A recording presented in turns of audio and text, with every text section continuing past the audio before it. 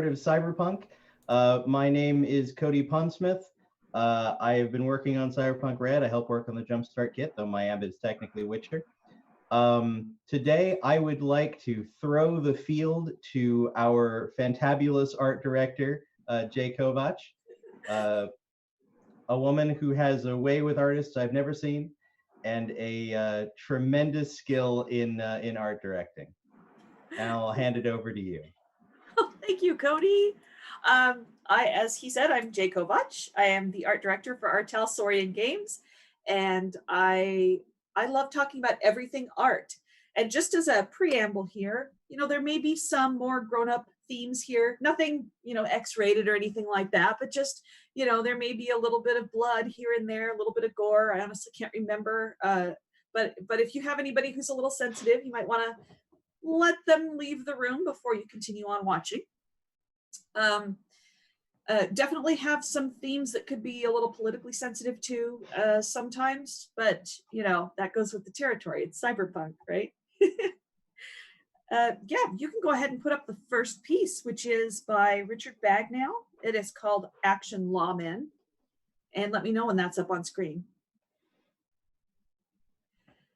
Richard was one of the very first artists I contacted when I became the art director for Artalsorian, and he was so excited to be able to do some work on this because, as he said, he's like, I'm a fan from way back, and no one's really talking about this that much anymore. And I mean, it was just at the beginning of things when CDPR had started getting that zeitgeist going for Cyberpunk.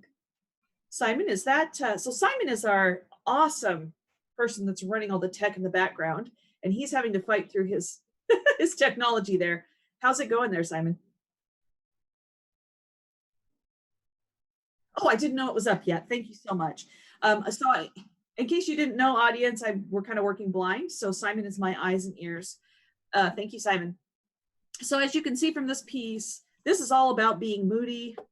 I wanted to really dive into sort of the city in the background and some of these logos that are in the background, which are classic to Cyberpunk 2020 from back in the 80s and 90s. We did little updates on them to kind of bring them into the current time period. As you can see, the Arasaka logo is very dim back there. It's kind of partially broken because, as we know, Arasaka's not doing so good at this point. This was an interesting piece. You can go ahead and go to the next piece, which the next piece is number 2, describes the blocking. And a blocking piece is just basically kind of an overall, hey, how do you like this for how things are arranged? And when you're an art director, you have to really use your imagination and kind of sort of visualize how that might look toward the end. And what I liked about this was that it was at ground level. So the person that is kneeling here, she's a teenager. She's 13, I think, 12, 13, somewhere in there. And she's kneeling on the ground. I love that this was from her perspective, that this is the eye level that we got. Go ahead to the next piece. So we basically did I almost kind of did a character study for each of the characters to make sure that we had exactly what we were looking for. And he was so thoughtful about it. His cyber arm is something that you would have sort of put together yourself from cobbled together parts. And it's got graffiti painted on it, and it's obviously made from some old construction site parts and things like that. I thought that was pretty great. He's like, it's got to be really clunky. I'm like, that it certainly is. I also like the look of this guy. I thought he did a really nice do on that. Go ahead and go to the next piece. Great. The gentleman's just body posture, physique kind of look, a little bit dirty. We went into detail about what kind of details were on the pants and on the shoulder jackets and things like that. So you can get pretty in depth when you're doing a piece of artwork. You can also just let the artist kind of go. You can say, I want a guy who is mean looking, and just let him go. And there's a few pieces like that I'll show you as examples as well. Okay, next piece. So at first, the female in the picture was a grown woman. But after he started working on her, we decided that she looked a lot more like a kid. And it seemed to fit the piece better to have a kid in the picture because they're, you know, they're children in the future, weirdly enough. Go ahead. We even went so far as to do a little gun study to make sure we had the correct weapons. There's I think 2 weapons. There are 2 weapons from the criminals, and then there are several weapons from the police as well. Next one. I believe this is the gun that he carried. And he, so Richard did a really good, like a really in-depth study of the weaponry. I think one of his true loves is doing tech. So next piece. This is basically showing how the lighting is going to work. So he's gotten a lot of detail into it at this point. So I found it really exciting that I got to see this piece at this point. It just shows the dimensions and the lighting and what kind of character the lighting is going to play. And we can start to see some of this steam down in the bottom that like is going to start making this kind of moody atmosphere that is so very the Bay Area and cyberpunk. I think Next the interesting, piece? if I Go ahead. can jump in for a second. Yeah. Because this was about where I came in on this piece. Okay. I think the fascinating thing to me, just talking about the process in this piece specifically, is that this was kind of where I came in, and that you have the very basics, but there's still so much that hasn't been filled in. It was very interesting to see sort of this midpoint and have to sort of extrapolate as you had what it was going to be at the end. It's always very interesting, I think, to see how much you have to sort of not by guess and by gosh, but sort of work out based on what you have. Yeah, just like imagining what it is that we're going to be looking at. So the next piece shows a little bit more of that detail that Cody's talking about, quite a bit more. We had a whole lot of atmospheric stuff going on here. I love that he added the rain in. Of course, everyone wants to do the rainy city scenes, but we were very careful not to just do nighttime rainy city scenes because that's what everyone does. And we wanted to show that, you know, there's different atmospheres in cyberpunk. There's different weather, things switch back and forth. And sometimes it's so hot that the rain never actually hits the ground because it is the future and we have the global warming stuff going on. I love, he's starting to get her facial expression, which is just, she's disgusted that she was possibly even caught. She's not even scared. She's just like, damn it, which I think is just perfect. You can go to the next piece if you like. Here we are starting to see too many elements in the piece. He's got the flying car up here. The focus is starting to get taken off of what the action is. Some of the lighting in the background is just a little bit too bright. There's a middle building way tall in the background that's got just a bright light in it that draws the user's eye. One of the things that I like to look at is the psychology of how we view artwork. And what will generally happen is the places where it is the brightest next to the darkest, it has the most, which is called contrast. It has the most contrast. Those are the places where your eye is going to see first. So we have to kind of consider that psychology when we're looking at this. And what kept happening was I would look at their faces, but then my eye would be drawn up to that bright light way up in the sky. It drove me nuts. So what we did is, if you go to the very next one, which is the last piece. Great. What we did was we cropped it. We cropped it down so that what we're really seeing are the stars here in the center. I'm pointing with my mouse like you can see it. The stars are these people going on in the center. You can look and see the great detail that he got on that cyber arm on the gentleman. The girl's face has become definitely more childlike and she's really angry about having been caught. Her gun is on the ground there. It was like she had to drop it because these guys were being awful serious.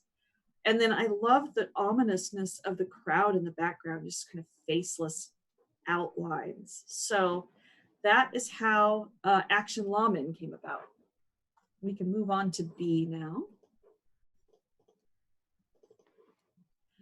This is a study that was done of just what we call an avatar.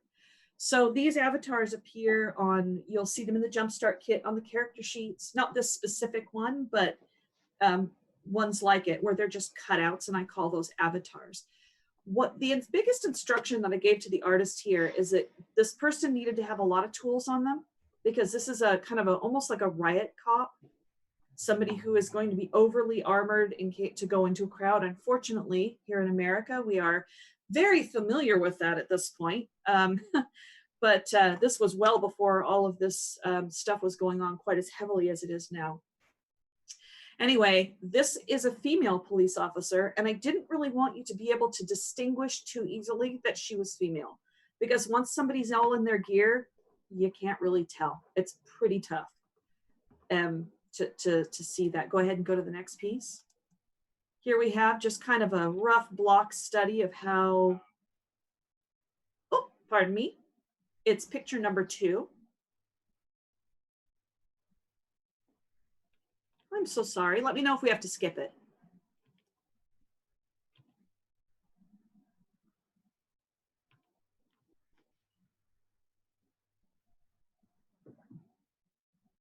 No problem. I'll just keep rambling on. I think if I can actually prompt you here, I think this study was very interesting because it was sort of carrying forward a lot of the ideas set forward in the Action Lawman piece as like a uniform. You know, it's very obvious that you basically took the initially uniform of the Action Lawman piece and kind of showed that here. It was I'm kind of curious because I never actually asked about this necessarily. What was the thought process in sort of extrapolating the what would effectively be 2045 riot gear? So the process was that we wanted it to be less about how it looked and more about being super practical. Like, we don't care if it looks ominous. It does look ominous, but we want it to be, everything on these uniforms is really useful. And I went around and around in my head because I'm a total nerd. I studied pants materials because I thought, well, the biggest thing is going to be that can they move around in this stuff? And we landed on jeans because jeans are super durable. Originally, like the Levi Strauss company created a jean that was supposed to be, you know, for cowboys, rugged work. You're going to get out there in the field. They're going to last forever. You can pitch them in the washer. It doesn't matter what you do to them. They're going to last you a long time. So with that idea in mind, and it being America, I thought, why wouldn't they be in dark denim? You know, something that's really going to hold up to some punishment. And what we also talked about, if you can see in the original piece that was there are some little holes that are kind of worn in a little bit, but these are also backed up with some sort of a metallic silk fiber. And that fiber is, you know, making the fabric even more durable. All right. Great. Okay, number 2. So as you can see, this is a blocking piece. He wanted to give me a few poses to choose from, and obviously we picked number 1, and basically just kind of showing us in general what it is that he's going to be putting detail into. I love this. If you're an artist watching this, artists and people who are into the art kind of nerd side of it, or if you're working as an artist or an art director, all the questions that you'll have that are more technical, those are completely appropriate here. So please feel free to ask those kind of questions. If you want to ask questions, just general questions about stuff, that's cool too. But I want to make sure everyone gets a chance at the end of the seminar. The best part about this is that he did not include a bunch of detail that would then cause us to try to correct detail when all we're trying to do is pick a pose and a general look. It's really important not to give the person who's choosing, or the people in some cases, it's a team, but don't give them too much to look at. Okay, you can go to picture number 3 now. And this is just, now this is more of a color study. He's got the colors that he's going to be using in the end down, and we were all about it. We decided we wanted to see a little bit more black in that chest shield and the shoulder pads, because they're going to need to be able to also be quiet and sometimes hide in the dark, which is hard to do with all that gear. So hiding in the dark, we made them black, and then you can't really see it in these pictures, but all the edges of these have like a little bit of padding at them, so if they bang against each other, they're not very noisy. Okay, you can go to the next piece. number 4. Here we go. This, I'm trying to remember if this is getting very close to the end. Oh, there you can see the little bits of wear in the thighs of the pants, which I thought was a nice touch. And there's almost a little bit of dirt or something on the chest piece that you can see, which is really interesting. You can go to number 5. And now we're getting more of a cleaned up look. He's fixed some of the lighting issues that were causing glare and just made this to be a little bit more of an approachable piece by the public. And then number 6, now we've got every detail in place. There's the dirt on her chest shield, all of the little bits and pieces that we were talking about. I love the gloves, how they finally turned out, because they're skin tight. I said they should be like a rubber glove, like a surgical glove, right? So you can move and feel things through them, but nothing's going to penetrate it. And we just assume that in the future, we're going to have some technology that's going to allow us to have that. And that is, did I mention his name? His name is Darius Kalanauskas is the name of the artist. Sorry if I didn't mention that. It's terrible. All right, let's go to number C, or letter C, I should say. Great. This is an interesting piece by Adrian Mark. Here's where we're going to start talking a little bit about some of the technology. As you can see, she is inside of a corporate building, stealing all their secrets, which I love, and talking a little bit about inclusivity in this piece as well as we go along here. Go ahead and go to the blocking and tone. This was very early, obviously, and Adrian tends to work in, he tends to work in 3D and add detail later because it's how he thinks. And it's fantastic because if we decide that we need the pose to be a little different or something, he can easily switch that pose around. I first was really in love with how kind of ominous this figure that's walking up the hallway is. Like, well, that's damn creepy, man. And then of course he's going to update this as just it's a piece of clip art that he clipped out of another picture for the panel that's next to her. I loved it because I was like, I think I used to have one of those in my old apartment. But this is all you need when you're talking about, giving somebody just like a blocking piece. You don't need to get real deep into detail. Go ahead and go to 3. So here is where I started to realize, he gets his details done really, really fast. This is where we started to realize there was something strange about her right arm. That's the arm that's straightened out. It's too short. Like that elbow hits her right at the chest level instead of being down at the belly button level, which is generally your elbow is a belly button or a little bit lower. You can have a little longer arm and it can be a little longer than that, but this was very, very short. And it took us a bit to get to the whole reason what was going on there. Go ahead and open up the next one, which is number 4. We went back and forth on it so much, he couldn't figure out what was going on. And then he realized what he had done was he had bent her arm, which obviously makes it shorter. And he sent me a diagram showing that, because in the picture from the front, it does not look bent. And then after a little bit more back and forth, go ahead and go to the number 5. This is me showing him that, no, look, there's something weird about it. It doesn't look bent and there's something going on here. Even the right elbow looks like it's longer, right? And then let's go to number 6. We started to figure out, oh, it's giving you trouble. One of the things that we started to figure out about her arm is that it's not showing the correct shadow. So if you have a light on somebody and the bottom part of their arm is against the wall, the shadow is going to be very small and very dark. And as it moves away from the wall, it's going to spread out so it shows that distance and it's not going to be as dark.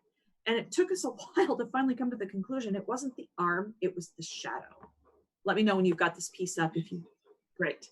It's the shadow that's behind that arm. It may be a little hard to see, but go ahead and go to 7. Now I did a little close up so you can see it's the shadow. There's no change between how her arm is sitting against the wall at the elbow and how it's not against the wall toward the bottom. Go ahead and go to 8. And it's hard to see on my computer, but maybe you guys can see it there. We definitely fixed it here. It looks much more like it's her hand and her armor against the wall with just a tiny bit of shadow. That shadow being caused by the panel, now that you can see all the details there. This character, I'm going to stay on this piece for a minute. This character is transgender, and she is Romani.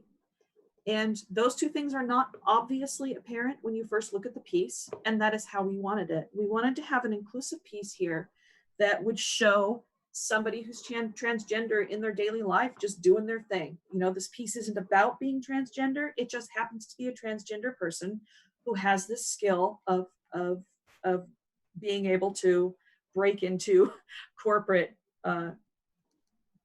things and steal information, you know. And she's a cat burglar, so she's clearly good at it. And she's Romani, which lends itself to, you know, maybe she's nomad.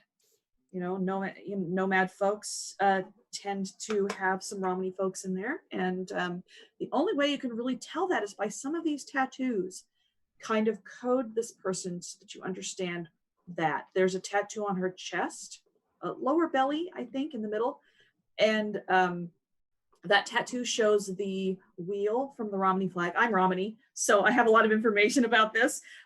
It shows the wheel from the Romani flag, and that flag is also kind of controversial within the people. Some people love it, and some of the Romani people don't like it. So it's just like there's a lot of deep layers in this. It's important to create pieces that have a natural flow of real people.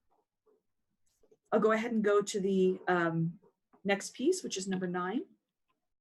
Here we're kind of just trying to figure out which cyber eye we want to have and some of the other little cyber details that are on her face. So he did a study with those things to give us a choice. And then go ahead and go to 10. And there's our final of our cat burglar.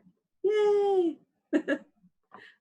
I like that he added this, there's a little caution sign above the panel, and the gentleman that is walking up the hallway, there's a woman at the desk that's, you know, doing her job. It's clearly toward later hours at night, so he's got the lighting on that pretty great. Cody, did you have anything to add about that piece?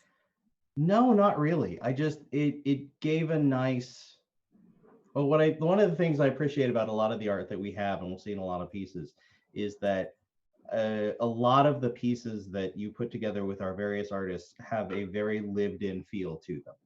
They feel like they are showing the daily lives of people. Granted, those people are edge runners whose daily lives consist of murder and theft and the like, but it is very much sort of in the moment of people's lives. Yeah. So thank you for bringing that up. So I've been trying to coin this phrase for a while. I came up with the idea of everyday cyberpunk. There's going to be pieces in the upcoming book I can talk a little bit about, because they don't give anything away that's too deep or dangerous. But there are some pieces in there of like a man is doing dishes with his son, and it happens to be 50 years in the future or 30 years in the future. So there are a few futuristic gadgets and some differences in how the kitchen looks, and they both have a little bit of cyberware on them. But this idea that you're talking about, I love that lived in look. That's a great phrase. Wanted this everyday cyberpunk feeling, because it's not just guys jumping off of buildings, which there is a lot of that, but it's also people just living their normal lives. And that's really important to me. I think it makes a whole world. Okay, let me find, are we on D? We're on D now, which is Matisse by Sebastian Schmid. So this one has not been completely revealed yet. We revealed in the Jumpstart kit, we revealed the top half of her, and we did not reveal the bottom half. So I thought it would be kind of fun if we took a look at that. I love this. This feels a little bit like the everyday cyberpunk as well. She's a musician. She uses 1970s and 1980s technology and updates them and revises them. So she's got this cool kind of retro look to her for that future time. I love her glowing eyes. It just kind of make her face light, just come to life. And this is moody. Now, sometimes we just go to someone's portfolio and I will see a piece in there that I'm like, it's perfect the way it is. And this one was almost exactly perfect the way it was. It was already in existence in Sebastian's portfolio, just as it was. And he did a few changes to the face and the tone of her skin and stuff, because we needed to kind of update a little bit of the cyberware that was on her forehead, but otherwise it was perfect. He was very happy to give this to us and sell it to us, I should rather say. I think if I may, one of the really cool please. pieces about this is there's like, it has, as you were talking about contrast, it has these really stark points of contrast, like the whatever her musical device is, and the glow of the eyes. But there's also like so much of the image is in darkness, but just bright enough that you can kind of see like her cyber hand with the lit cigarette that you can just see in the darkness of the bottom of the piece. Yeah, I love that detail that he got in there. It's just all about mood with this. You know, if I saw this as an album cover, I'd be like, oh, who's this? I'd like to go see this person live. You know, I'd be in for sure. All right, can we go to, are we on D now? E, oh, sorry. Thank you. Yes, E, oh yes, The Kick by Neil Branchino. You will see a lot of work by Neil Branchino in just coming up. He's got a ton of artwork in the upcoming thing as well, upcoming book as well. But he is very fast. He's very fast at his work, and he's really good about changes. So sometimes what I like to do is I like to give the artist time to art and to do what they're going to need to do in order to be creative, because the artist will almost always come up with ideas that me trying to imagine it in my head didn't think of. I tend to write most of the art scripts for Cyberpunk, and it isn't always clear necessarily. I had a lit sign behind her, for instance, but he made this almost a whole character into itself. And instead of putting lights on her and on either of them, he made that the sole source of light on her. And one of the things that he did that's amazing in this is that you have this on the fore figure, the gentleman who's getting his ass kicked, pardon my expression, is cool. He's got cool lighting on him. He's got very little warmth to him. He's almost like that blue white and bluish green cyan kind of color, but that borrows from what's here in the background on the buildings and in the steam. She is warm. She is fire. She is kicking and doing all the action. That is a really interesting psychological approach to creating a piece of artwork. And I thought it was just wonderful. Go ahead and go to the next piece. Number 2. We're up. Okay, so it's the blocking piece. This was what he gave me as a blocking piece. And I think when he first did this, so this was the first piece he ever did for us, which was kind of amazing because it turned out great. But he might have been a little bit intimidated because he doesn't always draw faces. So he covered her face with her arm. And we discussed it for a while, and he was like, you know what, I want to do her face.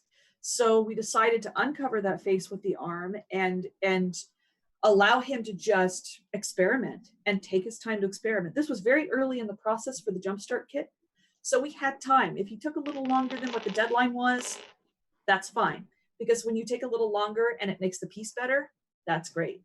The only time most art directors really tend to get nervous is if we don't hear from you for a while. We email you and then you're like not answering, then we get nervous. But if you're in this constant communication with somebody, it's taking them slightly longer to get something done, but you're making progress, it's more important that the piece be eloquent than it is that the art just be done. It's not just a checklist. We want this to be something people can remember. Okay. One of the other things about that is that he took out a bunch of the buildings that were on the left-hand side because they made the piece way too busy. All right, sorry, you can go to the next piece now. Great. So here we have where he's added in the rain element to this. And for a while, I couldn't figure out what it was that was bugging me about it. Something was just not setting well with me. And I think one of the things I decided was it was a little bit too heavy, but I had to kind of sleep on it a little bit and come back to it later. He's added in a bunch of steam and kind of smoky elements, which I think really added to the mood of the piece. But it's also gotten very busy. Go ahead and go to the next piece. I am figuring out at this point that if you look very closely at the foreground elements, so that would be the gentleman, and in front of him are these big white streaks of light. They're supposed to be like the light hitting raindrops. That was causing so much busyness in the piece that I felt like maybe if we took some of those out, it would be a little better. Maybe if we lightened a little bit of the steam that was behind her as well. And go ahead and go to the final. And that's how we ended up with this. We made the rain just a little less obvious. He backed it off a little bit. That was his idea. Like I said, the artist tends to add a lot of value to a piece. And he took out all of those upfront sort of glare elements that were there, that were the big drops of rain. And it just sort of set in place at that point. Great. That was E. Where are we at for time? Great. We're doing good for time. F. Yes. This piece is called Cool Breeze. So there are sexy people in Cyberpunk. There are women as well as men, and I wanted that to be equal opportunity, as well as non-binary people. And I wanted that to be equal opportunity amongst everybody. So I really sat down and thought about some pieces that would be a little bit more, just this is an everyday cyberpunk piece. This guy is standing in his room in his tiny flat. It's hotter than a pistol, clearly. He's just trying to fan himself off. He's got his little old school computer monitor in the background there. He's smoking a cigarette. And one of the things that you will know, if a corporation creates a piece of cyberware, you will never see a cord. This stuff on the back of his head, it's never going to happen. The cords just don't make sense in the future. They get in the way, they get ripped. They're not practical. But if you're seeing a piece like this, that means this guy is probably either gone to some street guy or a street woman that knew how to kind of vaguely do this and has had purchased this stuff and had it implanted in him by, some cobbled together quote unquote surgeon. And that's why you're seeing cords here. I like his glowing underwear. I don't know. They appeal to me. All right. This is Angelina Stroganova, by the way. Oh, thank you so much. I forgot to mention her name. Angelina is quite amazing. I've become really fond of her work and her style. I go ahead and go to the next piece. Great. Here we're just seeing some blocking, some decisions about hair, clothing, how the room is going to be laid out. Obviously, I think we went with number 3 here so that we could get a better view of that cyberware in the back. And we did some adjustments to these as we went along as well. Go to the next piece. So number 3 is basically color studies. This is color and mood. And I wanted to go with the sort of bluish, purple. It feels more magical to me. And I felt like this piece had some magic to it. It's just a guy in his apartment, but it felt cool to do that. Go ahead and go to number 4. Great. So here we start to see her. I got really excited. I'm like, this piece is going to be beautiful. Here we start to see her putting in these lighting elements. So we were going to have some smoke in here, and it's kind of maybe a little bit of a dusty room. The guy's obviously not very good at his housekeeping, right? So we've got, this tiny little cheap flat and the lights shining through, making all kinds of interesting, moody elements to the piece. I loved that she's making the monitor glow. We're not going to really see a whole lot on it, but it's just kind of glowing there. I thought maybe it was a little too bright, so I think we do back off that light in the end. And then we can also see where she's kind of experimenting with how the cyberware will look. Okay. I think this was a particularly interesting piece because it's obviously somewhat older or more cobbled together cyberware based on the blocky nature of it. Absolutely. Absolutely. I think we're on number 5, yeah? Great. Now we're starting to really get some detail into the pants.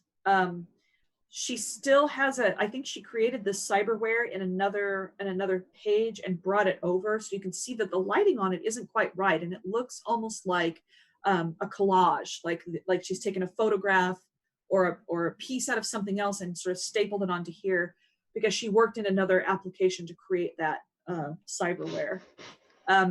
She's backed off the light. You can kind of vaguely see that amber glow screen, which I think hasn't even been a thing since like what, the 70s or something. She's got this old school light, or the old school fan here. And I wanted to make sure that one of the pieces of feedback I gave her at this point was that the fan needed to be looking like it's moving, right? All right, let's go to, and jump in here anytime you want, Cody. We're on number 6, yeah. right?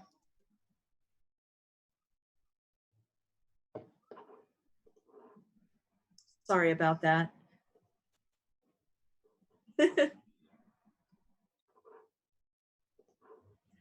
Always blame the tech, not the techie. Yes. Yeah. Great. This is just showing she's starting to get a better understanding of how that sort of vague smoky fog is going to look in the room, how it's going to play in the light. And then she's also, how is that light going to play off of the computer screen with the fog? So this was mostly the atmospheric part of the piece. Okay, you can go to number 7. This is becoming a real actualized look.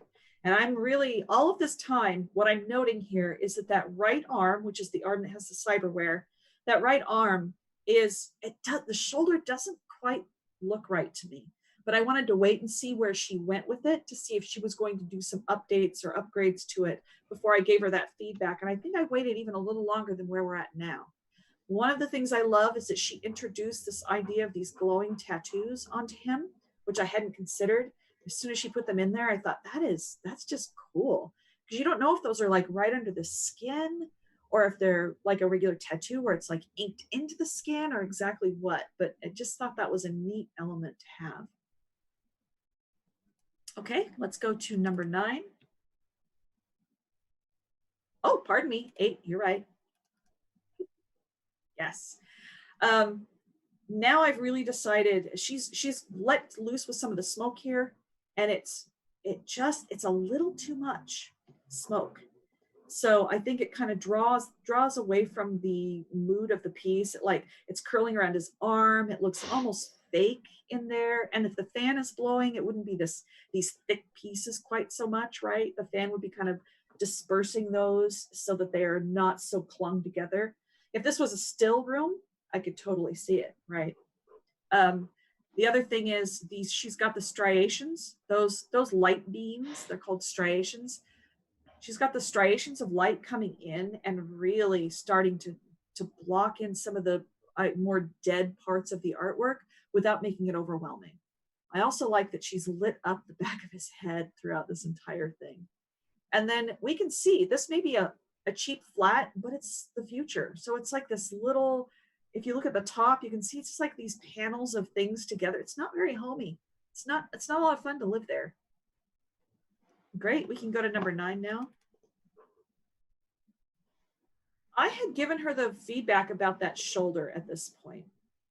And what is great about this is that even though she replaced it, she still kept that shoulder slightly elongated. And I love that because I think sometimes, especially when you're talking about a piece that's been put in by some street surgeon, quote unquote, that you probably aren't going to get perfection, right? It's not going to be like if you went to a big expensive hospital and had a specialist work on you, definitely not going to be like that. So I thought this was really appropriate.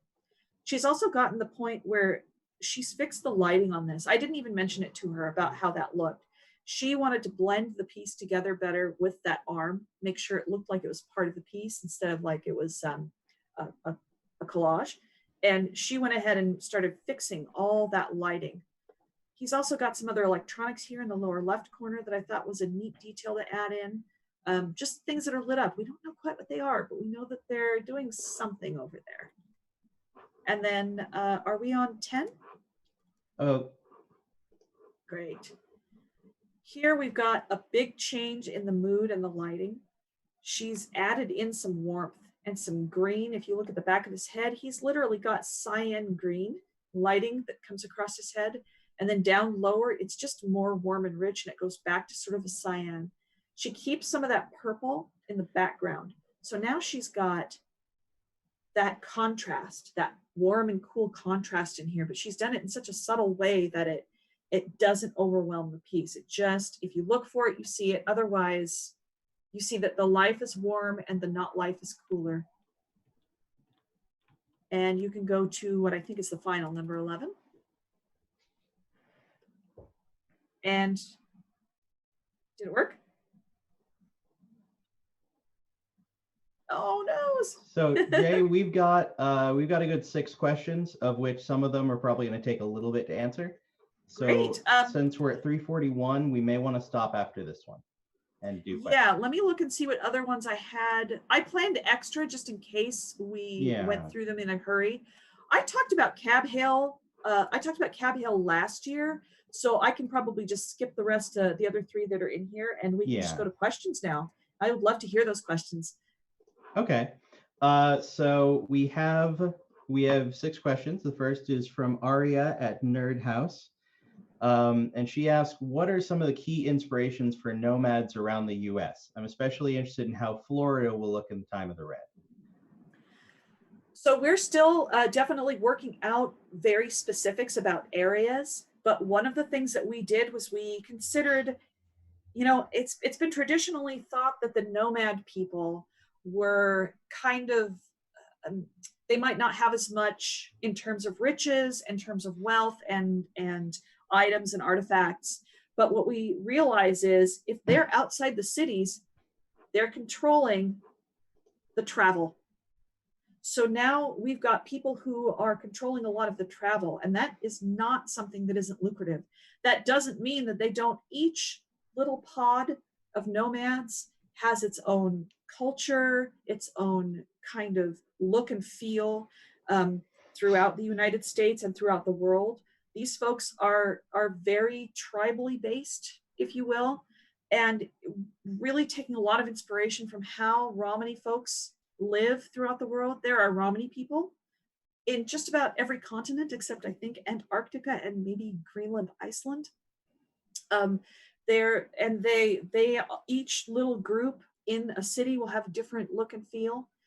There is a certain language that is used with the nomad people that's both a visual language and an oral language. So there's it's like our language with accents of different words that will help describe certain things and different dangers that they can use. It's almost like a code.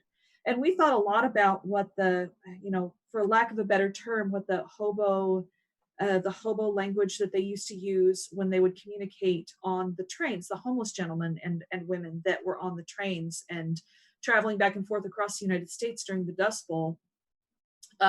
They had a visual language as graffiti, basically, and that language had meaning amongst everybody, but then it would have special meaning amongst people who were of different groups of those folks. So there's been a lot of research here. It's not a one-for-one, and we're certainly not thinking that this is the same kind of complexity as would be with a real group of people, but we definitely wanted to get some realism in here because we think in the future, if you have people living outside the city, they are definitely going to have their own cultures. And that's going to be very, very important. From a design perspective, the nomads generally, a lot of times when we think of them, we pull in a lot of aspects of, similar to how 2077 does, some aspects of sort of Americana, sort of like classic American vibes, as well as drawing on some of the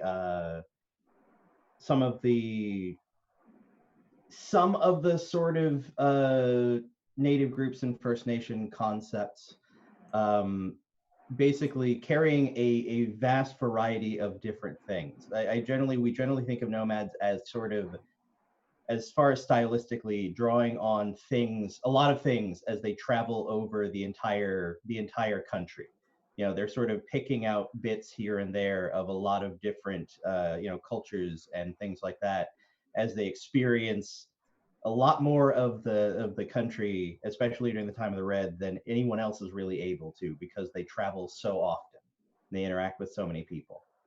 And it's a pretty closed culture too, right, Cody? I mean, yeah, it's like if an outsider steps in, they're all going to be like, "Oh no, we're not. No, go get out. This is not for you." Right? You have to really work to gain the trust of these folks, and rightly so, because nomadic people traditionally are outcast. In world history as well as inside of this game.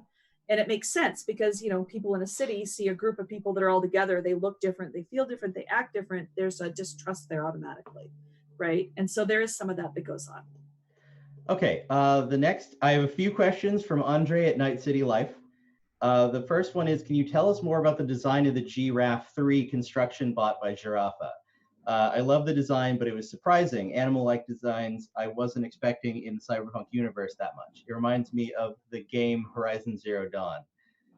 So we actually have two answers here. So the first one is getting the art done. Jay. Yeah, so this was a piece that was originally in Eddie Mendoza's portfolio. And we loved it so much when we saw it. We didn't want mecha in the game or anything like that. Obviously, that's a completely different thing. But this is a construction, basically a construction bot. It can adjust to do many different things: hauling, digging, different kinds of things for construction sites. It can carry several people, et cetera, et cetera. So what we loved about it was that it, in the future, we think that things like this are going to have a lot of competition, right? So to have something that looks so iconic as a company and be so useful, everyone's going to want one of those. We want the giraffe. We want the giraffe. We want the giraffe, right? That's the thing.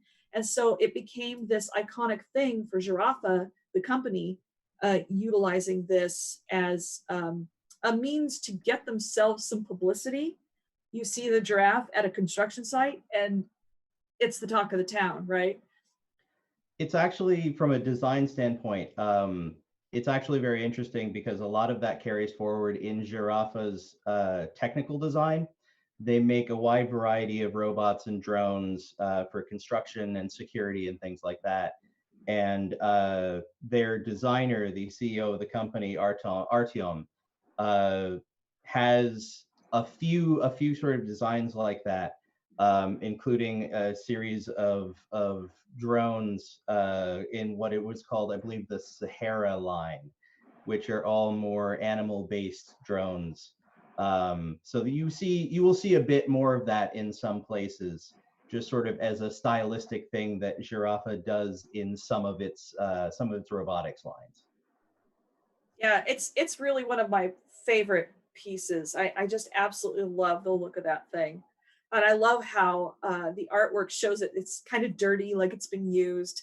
And that's how the ads look as well. Because the whole thing with the Giraffa line, the whole thing with Giraffa with that line of tools is that they want it to, it's used. It has to be used. It's lived in. It's, it's useful. So they always have the ads with the dirty robot, The next question, still from Andre, is how much communication is there between CDPR and Artel Saurian to find common visual designs in the development of things during the Cyberpunk timeline leading from Red to 2077? That's an excellent question. There is a lot both directions. So they do, Mike Pondsmith, of course, and Cody both go over, and Lisa, actually, I think the three of you go over a lot. Go over to Poland when it's not, COVID time. Go over to Poland periodically, and they give feedback on things, and they help with the lore as well as look and feel of certain things. And it's the other way around as well. We look to them to see sometimes if there's a logo like that was from the original 2020 book, and CDPR has redesigned it. Well, we want something that's going to be right in the middle, right, for the red time period. So we are going to go to the artist and say, here's the 2020 logo. Here's the 2077 logo. We need something that's going to look like they developed it and changed it right in the middle, right? Something that's going to kind of marry those things together. But to answer the other part of this, all of the timeline works together. The timeline all the way from 2020 all the way through to 2077 works together. It's coordinated. So it's all a single historical timeline. If you know something about the 2020 book, you know something about 2077. You know history. So I think, go ahead, Cody. Oh, I was just going to say, speaking from a design perspective, one of the things that I like about Red is that we have sort of, it's wild because we have two kind of zones in 2020 and 2077 that there is a very, very specific visual design. And the way I generally see Red is that Red is this time period right after the Fourth Corporate War, but before everything has been put back together, where they're almost, while there is a visual design, it's almost a wider, more sparse visual design, because everyone is just, it's this amazing moment of sort of like coherent design where everybody is doing different things. You have new corporations coming up, you have people in their garages making tech. So it's almost like we had Red and there's this visual design, and then everything fractures, or we had 2020 and there's this visual design, everything fractures in Red. And it's this vast number of sort of like design concepts vying for control, as all of these different people are making all of this different stuff. And all of this new, this free-for-all of all of this new stuff. And then as we come out of the Red time period into 2077, we see the visual style refines itself back down as the world is kind of putting itself back together, and it's no longer as much of this free-for-all that it is during the Red time period. Yeah, it's almost a kind of weird post-apocalyptic renaissance, if you will, like people hanging out in their garages building stuff and, releasing them to the public and etc.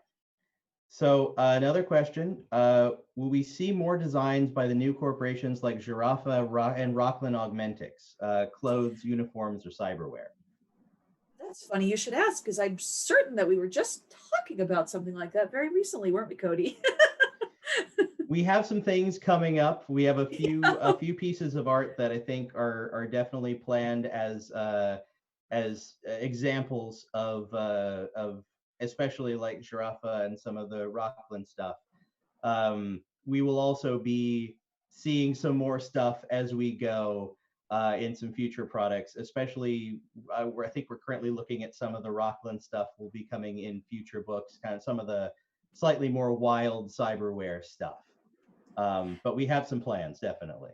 Yes, keep your eyes peeled. That is such a weird phrase, actually, peeled eyes. Yeah.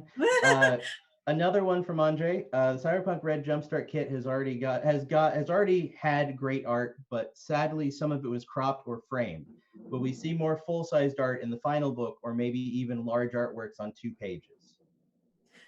I don't know that we have any artwork that's planned for double page, because then you lose so much into the gutter, right? And that's kind of a difficult thing to plan for, because gutters vary in size depending on the size of the book.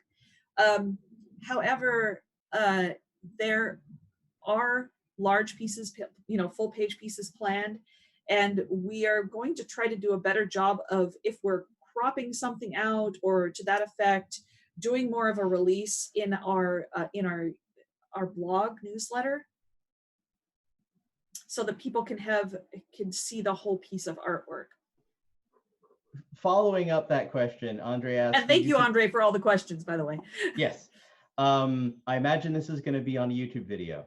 Andre asked, would you consider selling art prints or art books based on the art for Cyberpunk Red? No comment. Excellent. Perfect. I can't say. Matt H asks, will Cody be rendered in red art? Family tradition. I don't know, because I don't know all the art that you guys have done. I don't believe there's a rendering of me, but I still think that maybe in future books we need to get renderings of all the major designers. I was always a big fan of Mike's images in Listen Up, You Primitive Screwheads. I want to get some reference, some in-world shots of me and James and Mike wreaking havoc in 2045 Night City. Hey, So don't forget about Lisa and me. yep, we can spread them through the book. They'll be like, "Where's Waldo?" Right. Aria at Nerd House comes back. She says, "Not so much a question, but I wanted to say that I'm very appreciative at the amount of detail y'all go into with your research on cultures and society to create such an amazingly detailed and vivid world." Thank you, Thank Aria. you. That means try to so put much. A lot into it. Yeah, we're trying very hard to make sure that the representation is there, obviously, but also we want the cultures to feel like real homes, places where people live, things that they understand, these details that come up. So I really appreciate that people kind of noticed. Yeah. There is so much. I think one of the things we were talking about everyday cyberpunk. I think one of the biggest things about the setting of cyberpunk, and especially going into Cyberpunk Red, is that it has this not homey. I don't want to say necessarily homey, but it has this like this lived in vibe. It feels like a world that you live in rather than a world that you visit or something of the like. And a lot of that is trying really hard to figure out, what the cultures around the game are, so that it really feels genuine as much as possible. We try to put a lot of thought into that when we're putting together all of the world stuff for Cyberpunk. I would like to take a couple minutes and talk about artist submissions. So we always before we do sorry, that. I thought we were done with the questions. Go ahead. No, we have one more.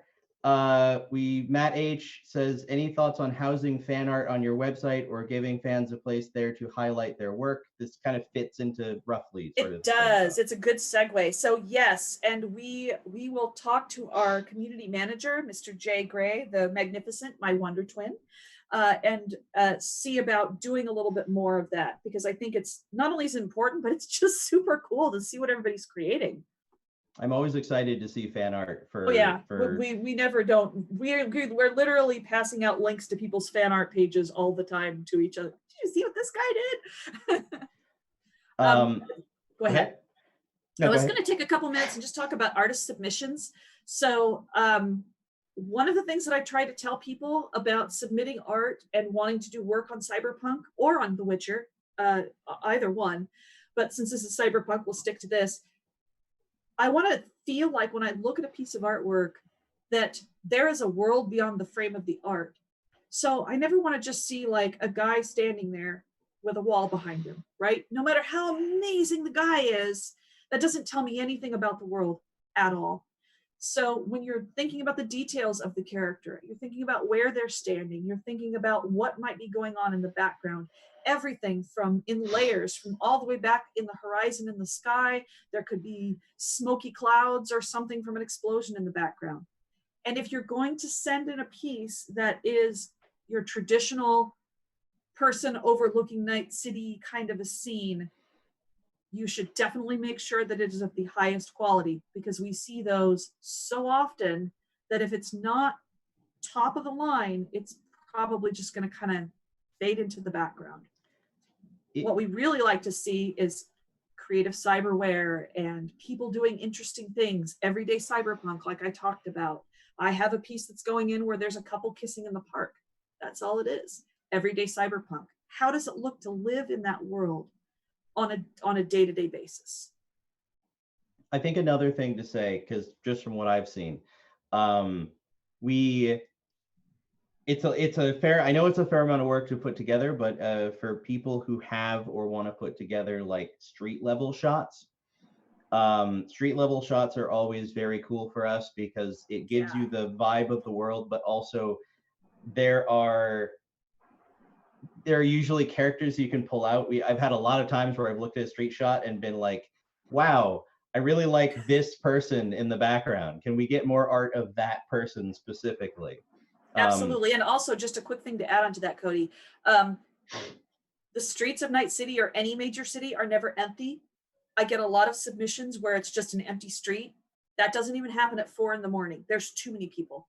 So make sure that you've got your streets properly populated.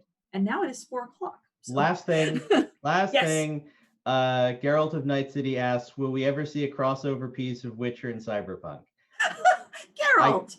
We will not see we're not going to see a canon crossover piece of Witcher and Cyberpunk, but I think it would be very interesting to see something like that in the future, just perhaps as a neat little Someone thing. on ArtStation actually did do a Geralt in Night City with the cyberware.